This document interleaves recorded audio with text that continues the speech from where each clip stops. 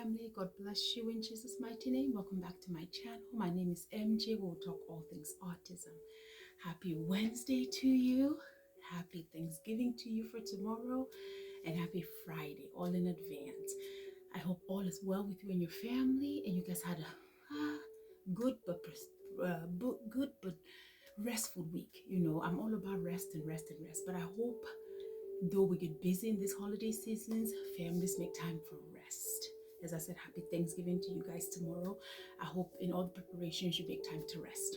So last week, Wednesday, we were talking on 30 things that us parents who have autistic kids want everyone else to know about what we experience with our kids or within ourselves in the home. So we're on number 10. So we're going to do 10, 11, and 12 today. So number 10 says a schedule means nothing to us. So this one is one of those important factors when it comes to our kids, our lifestyle, and the way we do things.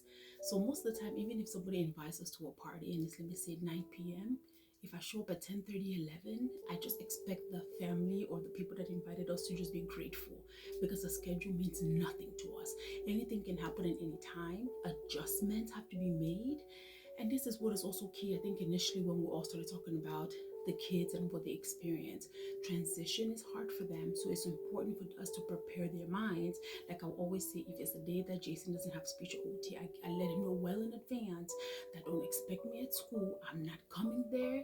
Don't look for me. You're going to get home on the bus and come home, you know. So it's so important as caregivers for us to always keep that in mind when we're talking to our kids, because adapting to changes is very difficult because they're so key on routine. Number 11, it says, please let my child play with your child. Some parents are yet to still really understand what autism really is. It baffles me sometimes because, and we'll get through that number about disciplining and such, but at times, because some of our kids struggle with social skills and they don't even know how to come up to your child and say, can we play? Can we do this activity together? So some of them don't get it. And the funniest thing happened to us the other day. I took Jason and the sister to Sky Zone. So Jason happened to have gone over by the area where they play basketball and bounced it into the hoop. So another younger boy, I could have said maybe they were the same age or so, but he was a little bit shorter than Jason.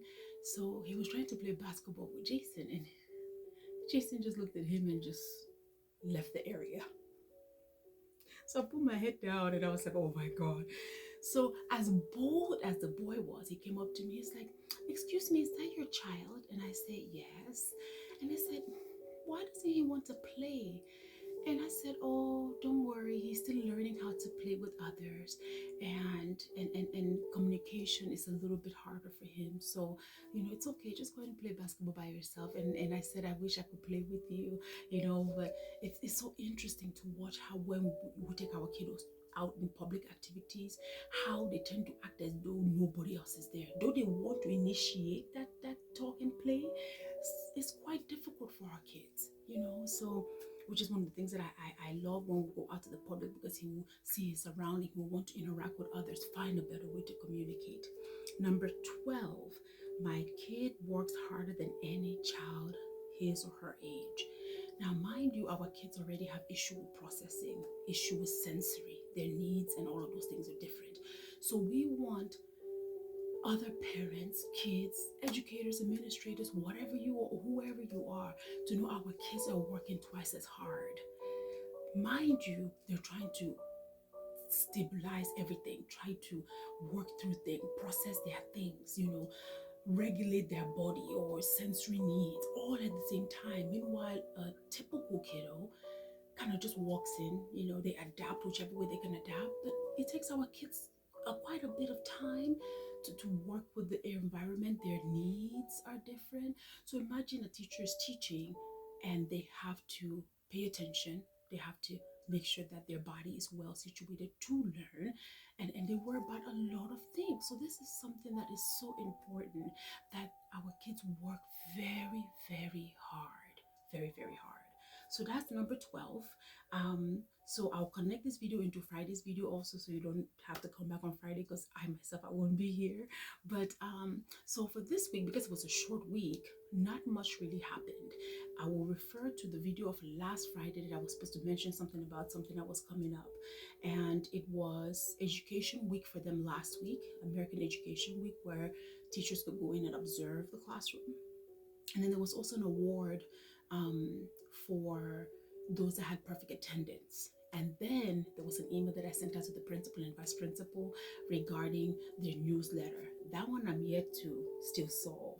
But there was another thing that came up within the award ceremony last week, where because they had perfect attendance, the the principal wanted to announce everybody in every grade, the percentage and all those that were in each class that got that perfect attendance. So mind you, there's pre-K, kindergarten, first grade, second grade, third grade, fourth, and fifth grade.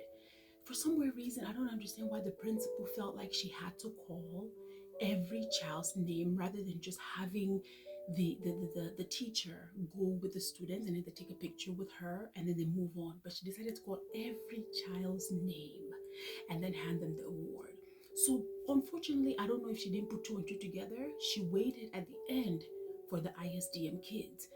And I thought to myself, I don't know if that was wise, you know? So of course, all the teachers went through the first grade, the second grade, the third grade, and I'm looking like, what about those kids?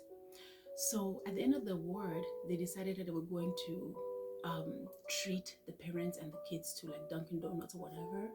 But they never called the ISDM kids.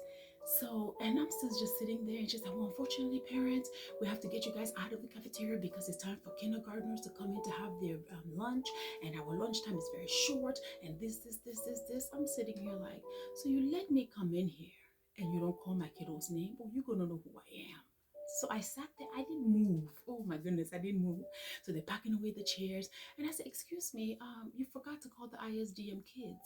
Of course, I was the only parent there once again. I don't know why all these other parents are not showing up.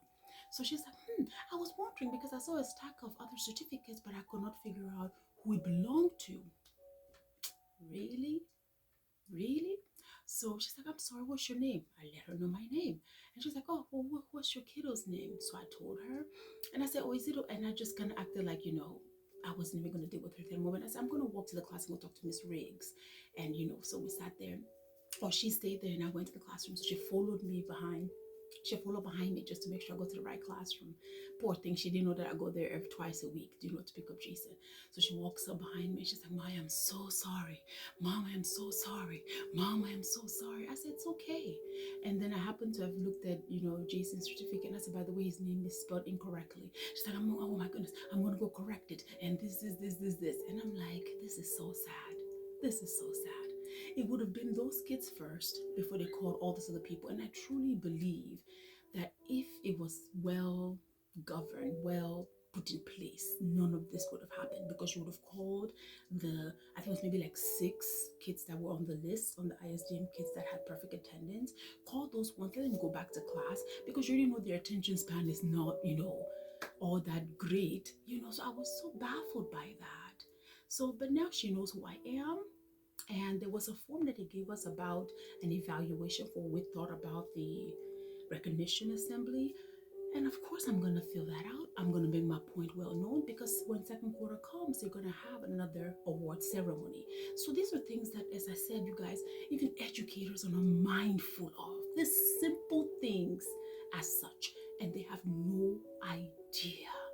Those kids would have been called up first, taken a picture with the teacher, with the principal, and moved on. But you let people like us like me, because no other parents showed up, sit there and go through this. But anyway, that was what happened between last week into this week and whatever. But besides that, all else is great. We need to continue to educate ourselves, know what is right, know what is wrong, and stand up for these kids, because it's so key to those that don't have voices. Okay, family? I hope you have a fantastic holiday. Like I said, enjoy your Thanksgiving tomorrow. Get some rest on Friday. Happy weekend to you also. And December is almost here. So let's continue to remain in His presence, remain encouraged. Always just just know that God is in control and He shall perfect all that concerns us and our children in Jesus' mighty name. Until next time, remember Jesus Christ is the same yesterday, today, and forevermore. Amen. God bless you, family.